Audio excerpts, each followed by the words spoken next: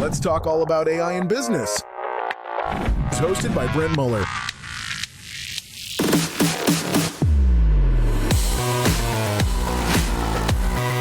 Welcome to the Future Proof Podcast.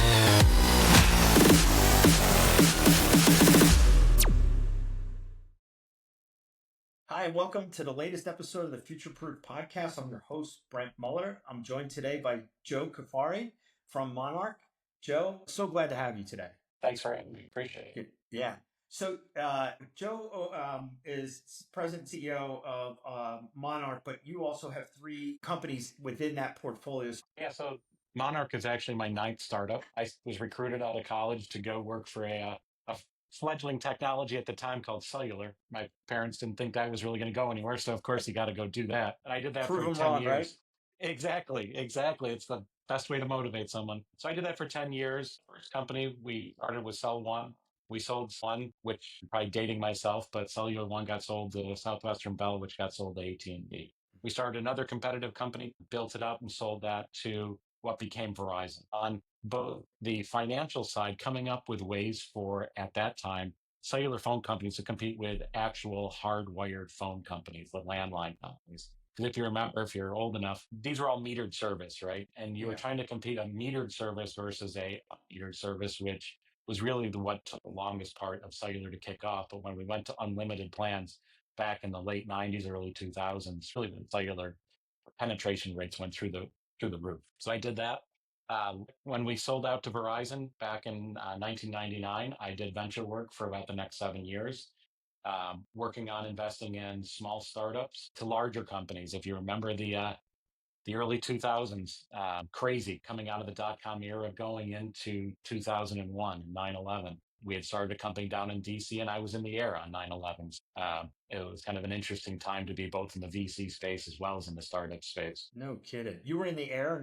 Yeah, I actually flew back and forth from New York to Washington every week. So on Tuesday mornings, I would go down. It was an interesting and very memorable day, to say the least. Yeah, you'll never forget that. Everybody No. remembers where they were that day, but Yeah. to be in the air, that's it was an interesting day, to say the least. But I did venture work for 7 years. I ended up going to work for one of our companies that we invested in, who had just gone public, a semiconductor company, and help them bring that technology and commercialize it across many broadband providers in the U.S. Had to figure out, okay, what do I want to do? I'm kind of getting a little grown up here. I started when I was 19, still in college, so I wasn't too old yet. The next phase of life took me down to Florida to the semiconductor work, and then I went back into cellular. I got brought on as an executive at a handset company prior to smartphones coming out. I had done a lot of work with some pretty major electronics companies to bring cellular data to the forefront. Back then, it was very analog driven, and digital phones were coming out. So one of the things that we helped do is kind of commercialize smartphone technology when it was just texting back then. Moved quickly into tablets before the iPad actually came out, which is great stuff to tell your kids.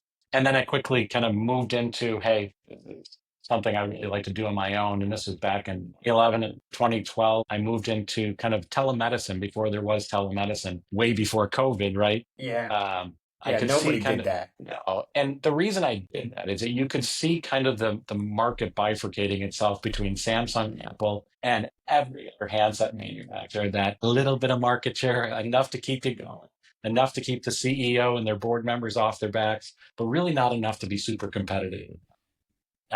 So I started my own company focusing on working with Cleveland Clinic and working with Johns Hopkins to help digitize some processes that were very analog, very paper driven, notifying patients who were maybe elderly in age with paper driven directions when you've given them really horrendous news, cognitively wasn't being absorbed. And if it's not absorbed, it's not followed. So we wonder why people don't follow directions. It's because of the mindset that they're in when you deliver that news to them. So we help digitize a bunch of that and help people understand and go through the process, whether it was good news or bad news, but understanding their state of mind. I did some AI work back, and believe it or not, in the healthcare space, helping first AI bots get created that help people understand their own health, what to do, what to eat. Specifically working with diabetic patients, we have a significant issue in this country in the billions of dollars that go into treating diabetes and annual basis. Yeah, we do. Yeah. And AI is a perfect place for that, for helping the individual understand what they're eating, what they shouldn't eat, what they should eat, when they're eating it, what's their mind state when they're doing that to really help them become more healthy. That company is now a billion-dollar company and it's done very well. I did my own thing and now I'm at Monarch and I've been here for the last 4 years. We started the company in May of 2021. So we're having our anniversary here in just about 60 days. And we started the company after kind of a horrendous thing that occurred. A very close friend of mine passed away on Father's Day. And his son came to me about 6 months later and said, Joe, there's this really cool company. They've got some great technology, but the two founders, man, they're great inventors, but they're not good business people. They've never raised money and they really could use someone that's been there and done that. And I said, sure, I'm happy to meet with them. Back then, you did a Zoom call. It was right at the cusp of COVID. Right. You were right at that. Yeah, exactly. Right at that, I don't know you, so I don't want to meet you in person phase. Yeah. And I don't want to see you in a mask. So we did a Zoom call, and the two founders came to me and said, hey, this is what we've developed. And I said, honestly, I already know you guys and kind of they're dumbfounded because no one should have known about this company. But the gentleman who was a very close friend of mine was scheduled to become their CEO. He died on a Sunday. He was supposed to start as CEO on a Monday. Wow. And I said, I know all about you guys. I'm the guy. When he said he had a guy looking at this business, I was that guy. And it was kind of an interesting serendipitous moment. I said, I like what you guys are doing, but I can't work with you guys because the business model doesn't make sense. Right. So how to make friends and influence others, page 1, helping founders that their business isn't going to work. So I said, but let's have a cup of coffee. Let's talk about this and let's see where this goes. So we got together. We started strategizing on what could work. And I said, the challenge with this was an anti-active threat mitigation software business, which obviously during COVID, you don't want to be trying to sell into schools because no one's there. Right. They don't really need you don't really need anything because everyone's at home. As my partner would say, that's like selling hairbrushes to bald guys, right? Exactly. So I said, I love the business. I love the software aspect of it. I love that you've taken a tactical edge to something that has very little intelligence. I love the fact that you figured out how to take disparate jurisdictions arriving on scene to a horrific incident and get them to work together. This was way before Uvalde, right? So this is before anyone understood that you could have off-duty officers, on-duty officers, different jurisdictions, who's in control, who's not in control, who's in command of the scene. And that's what the software was doing. Working very closely with 3 other agencies, we were able to do some really interesting stuff with that. So we're 4 years deep. Our core business is now material science because we looked at a problem from a tactical aspect and said, what's actually happening in armor plates and this armor technology that's making this transition from steel?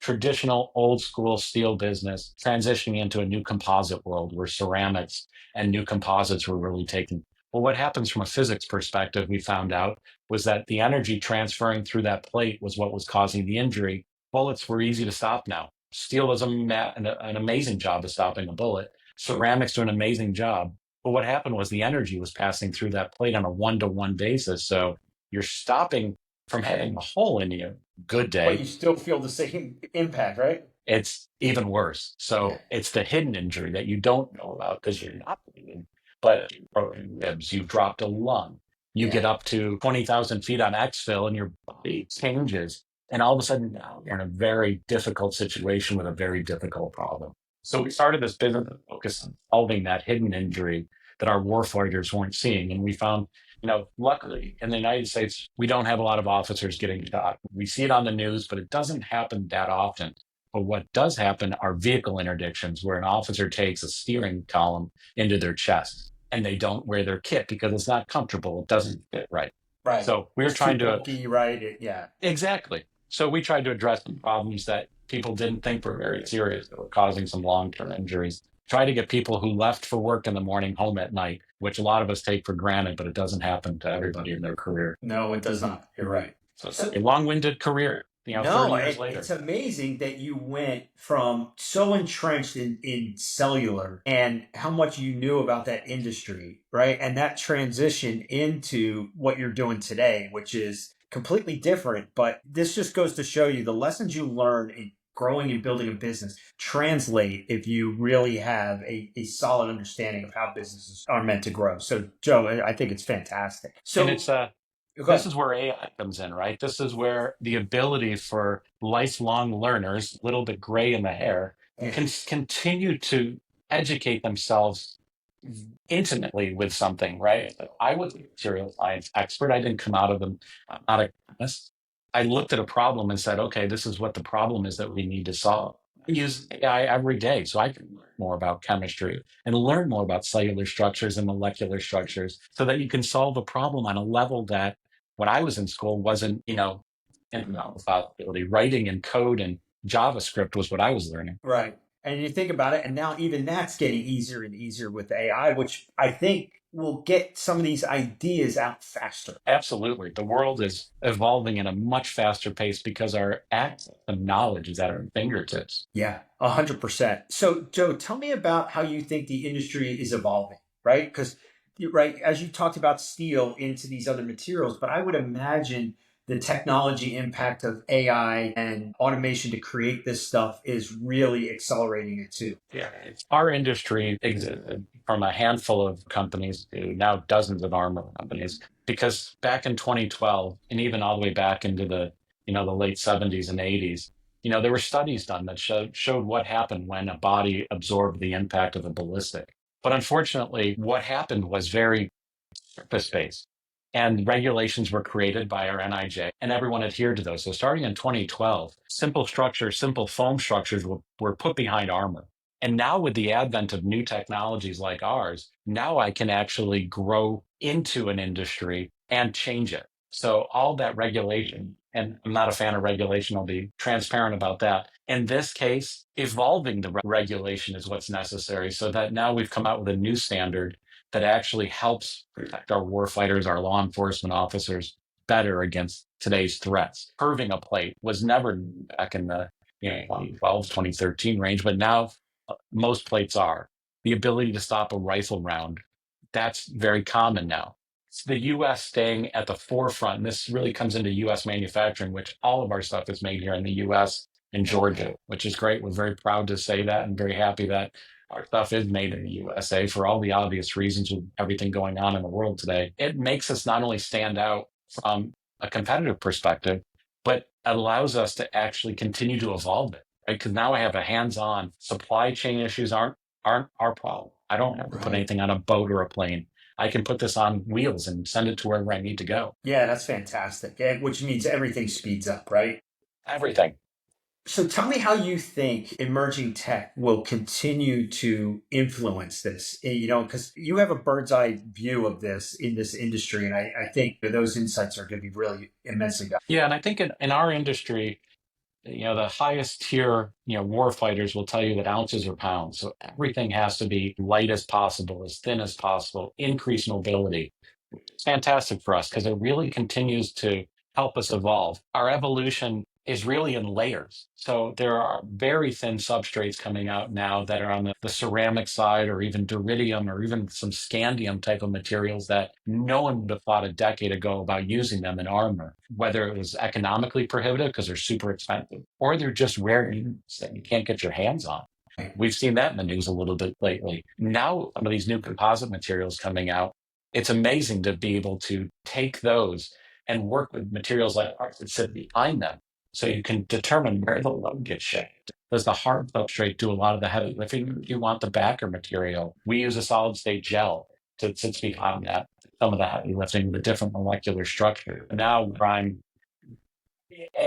process more females are in law enforcement, more females are war fighters. How do we adapt to their bodies? Because whether we like it or not, their bodies are very different. The injury profiles are very different. So we've developed products that are specific, for females because it's a different anatomical structure that we're protecting. So we're fortunate that we're a small company, but we have very diverse backgrounds. As you mentioned about mine, my team is the exact same way that we range from engineering and physics to medical because we want to understand, not just what that injury profile is, but how to actually prevent it from happening in the moment and long term. So we're not, solving a problem today that ends up as a problem in the VA 6 months from now, or with the number of war fighters that we have with bad backs. How do we start addressing some of these problems? And so how do you get the feedback to continue to evolve your product? Like, are you getting feedback on like warfighters that, and they're saying how light it is, or how like, or do you have measurements on that kind of stuff, or probably all of it, right? It's all of it. We're geeks, right? Yeah. Nerds will rule the world someday.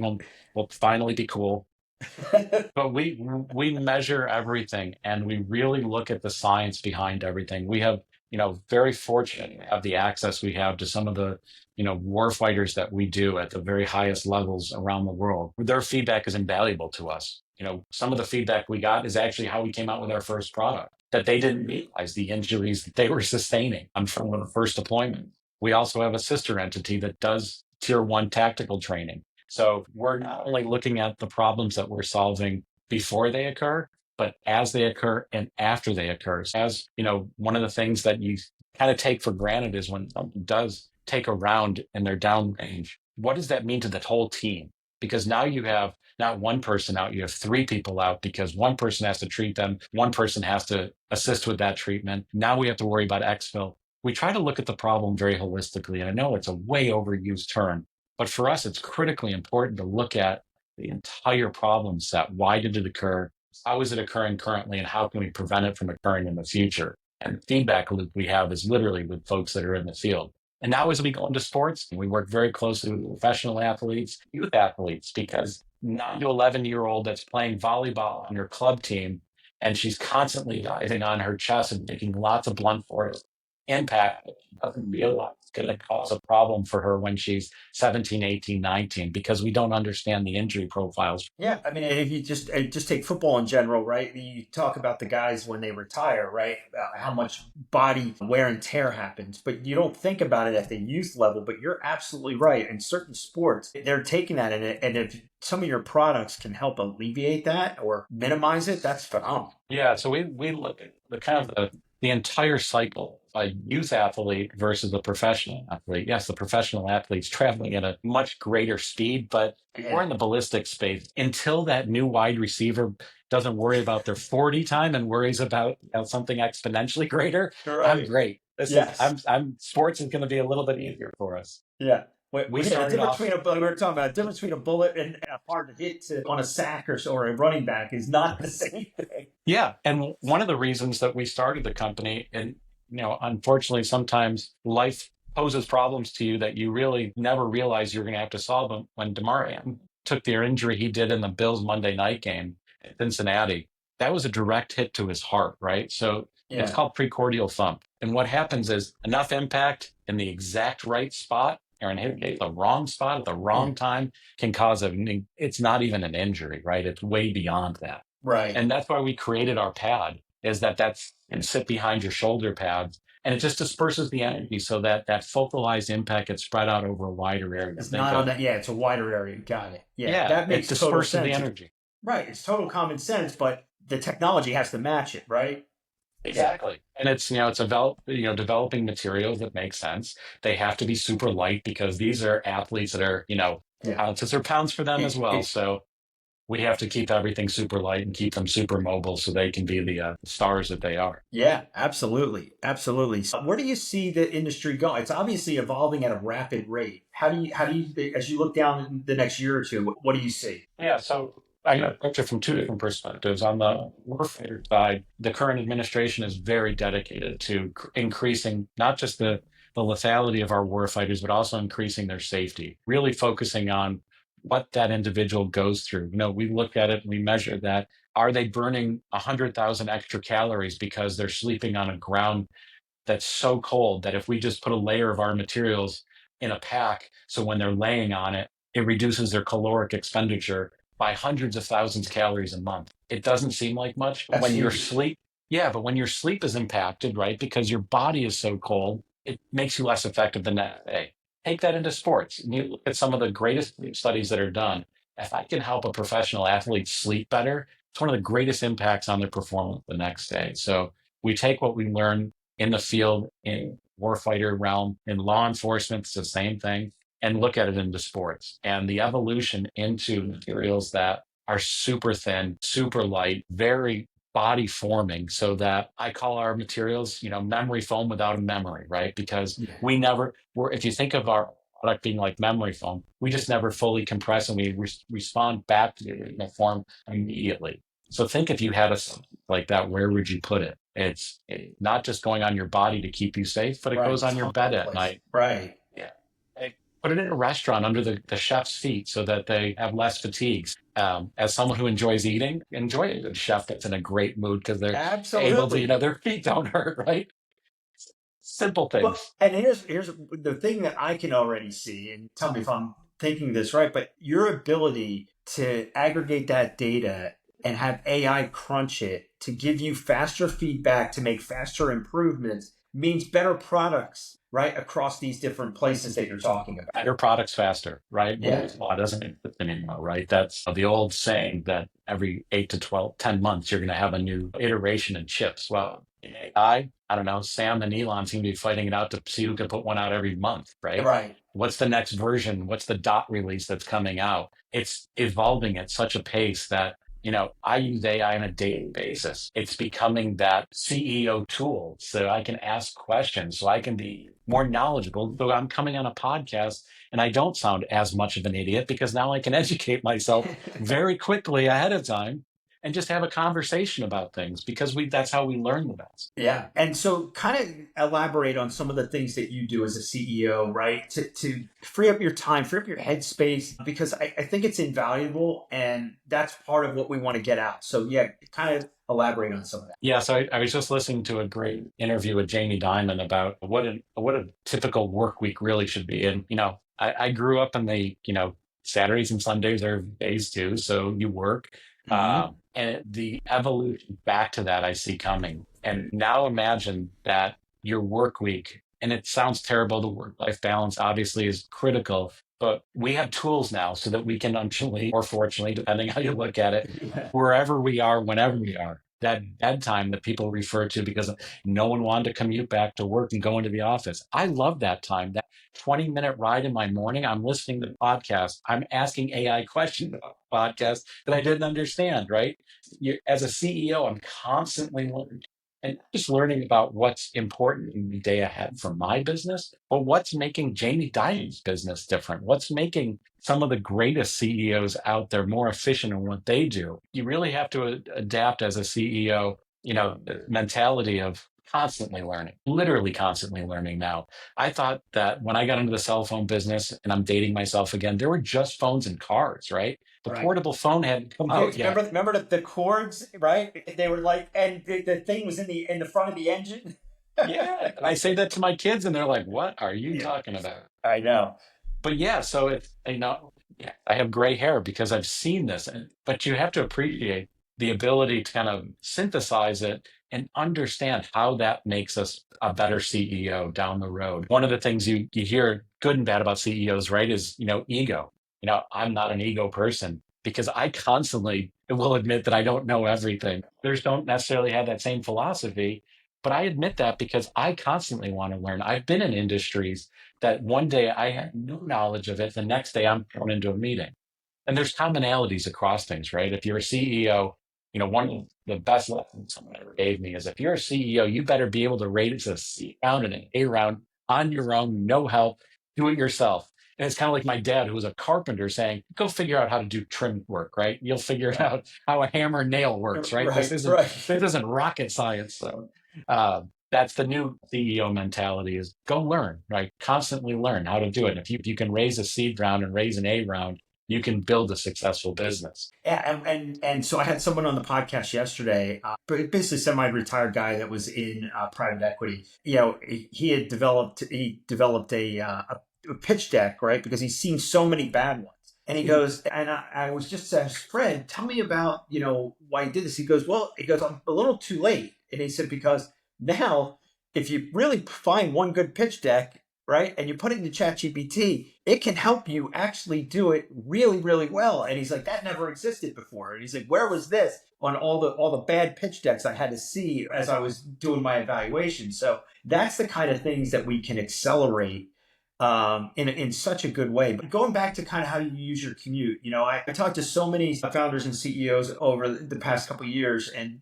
actually my whole career, and I haven't never met one that we didn't get into a conversation about their favorite books. Right, books was it. It was if you're readers or leaders. Most CEOs are doing that, but Now, with the medium that we can do with ChatGPT, like you're doing with podcasts, to me, that is how we accelerate learning. And especially if you're a founder or CEO. Yeah, it's absolutely critical to me. I mean, my wife was criticizing me the other day. She's like, "You just listen to podcasts all day long?" I said, "No, these are Spotify accounts." And I said, "No, honestly, I've got 20 minutes to the office. I got 20 minutes when I come home from the office. In between there, I'm actually working." Yeah. But any chance I get, I constantly, and I listen to a bunch of different ones, right? You mentioned like book, right? That's the wonders about podcasts is there's so much information out there and so many different angles on the same thing that I Yeah. totally appreciate that. And from an AI perspective, I can use it now because it's almost like if I was listening to something in Spanish and I had a translator in my pocket. That's how I listen to podcasts now, is that if I don't understand something, I've got AI in my pocket to help me understand it better, so that Exactly. you don't just gloss over information. It's kind of like if someone was speaking algebraically to me. I have to Yeah. take a step and say, hang on a second here. Yeah. And you think about it when you think about, as a CEO, building your team and you want a diverse set of voices in the room, right? But what AI can do, like what you were saying is, and again, I just talked to a molecular biologist and he's like, I didn't know how to talk to a coder to tell him how I wanted something built. He's like, but ChatGPT was like my translator of saying, this is what I want. How would I tell an engineer? So Yeah. what you're talking about is the same concept, but on a broader spectrum. Is, hey, if I don't understand a specific thing, I can at least get educated really fast on that to have a productive conversation. Yeah. You just have to be able to admit that you don't know everything, but now there's a place to go find it. My Yeah. son's a plasma physicist. You think I can speak to him on a regular basis? Not without some serious AI involved. Absolutely. Absolutely. And I'll have to send you Kim from Max Potential. She gave her what she says, the prompt that changed her life. And it was basically a prompt in ChatGPT that makes you, and I think she uses Grok, actually said it works the best with Grok. But she said, this is the one that challenges her on every idea because she's like, I was going to write a book. And the AI was like, are you sure you want to write that book? Like, what are you trying to accomplish with that book? Like, why are you writing that book? And I go, that kind of stuff is what I think founders and CEOs need more of. And the thing that you talked about with the podcast, I think that's brilliant. I don't think enough people do it, and we'll get that out to everybody too as a good one. So, Joe, wrapping up here, before we jump into my last question for you, I really want explain to people about your three holding companies and how they work together because it's so interesting to me. Yeah. I So think we jumped over that, and I want to make sure that we yeah. circle back and get that in. So MONARC is our holding company, and we created a holding company structure so that this is the kind of stuff you learn as you go and you get older, is that when you're pitching to investors and you talk about that deck and how AI can help you, what's one of the first things AI will tell you, and any well-versed CEO will tell you, is that if you go into a business without planning your exit, you're never going to have a great strategy along the way. So I looked at it from, okay, if we have a holding company structure, we have a software business that can focus on anti-active shooting elements that are taking place and how our software can help law enforcement of multiple jurisdictions showing up at the same time, converse with another, take control of a scene, and solve the problem as fast as possible with the greatest amount of safety. And we looked at that and said, okay, the exits that are available in that are software companies, enterprise software companies, or actual security companies who have embedded systems at schools and churches and other places of worship, hotels, hospitality events, and now in the military with forward operating bases. And we looked at it and said, okay, great. Let's leverage those skills and let's take advantage of the problem that we can solve for the warfighter.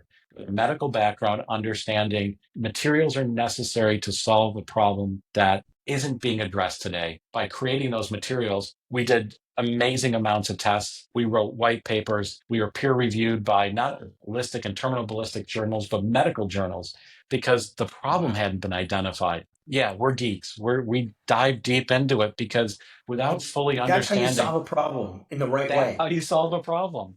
And it's a great lesson to learn, because anyone, greatest lesson a CEO knows and should know is that you have to stay focused. Best way to stay focused is to understand the problem you're solving every day. And that problem might be different from day to day if you're a business with lots of employees, but the core problem is the same. What are you doing to help your customers get home from work that day, come back from the mission that day? Have to be focused on. And now, as we evolve into sports, it's how we get those athletes on and off the field, which to me are that assets that any of those owners. And whether you're professional or you're that 9-year-old playing volleyball in our club team, we want you to come to the game safely. We want you to go home from the game safely and go do it play again the next tomorrow. day, right? Yeah, That's exactly. it. And then we started looking at this saying, okay, we need to have moonshots. I did some work with Google back early in my career, and they had these great things called moonshots, just really giant, audacious, next to impossible to solve problems. And what are those? And in our world, it was solving the problem of when you're training a warfighter, a law enforcement person, are you training them correctly? Are they learning from the same tool that they've used for the last 30 years? Or has that evolved to a point where we can create better trained individuals? And we focused on that. So Xers Ventures really is the house of our IP. And we are the only patented target system on the market today worldwide. So we work to make our warfighters more lethal, but while keeping them safe. It just stays, across those brands that we represent, the ethos is always the same. Create the most lethal warfighter or law enforcement official while keeping them safe at the same time. And now we've taken that same ethos into sports. That's incredible. I love that. And they go hand in hand, right? It's across those three. So I hope you keep expanding. I think it's fantastic, Joe. Thank you. Yeah.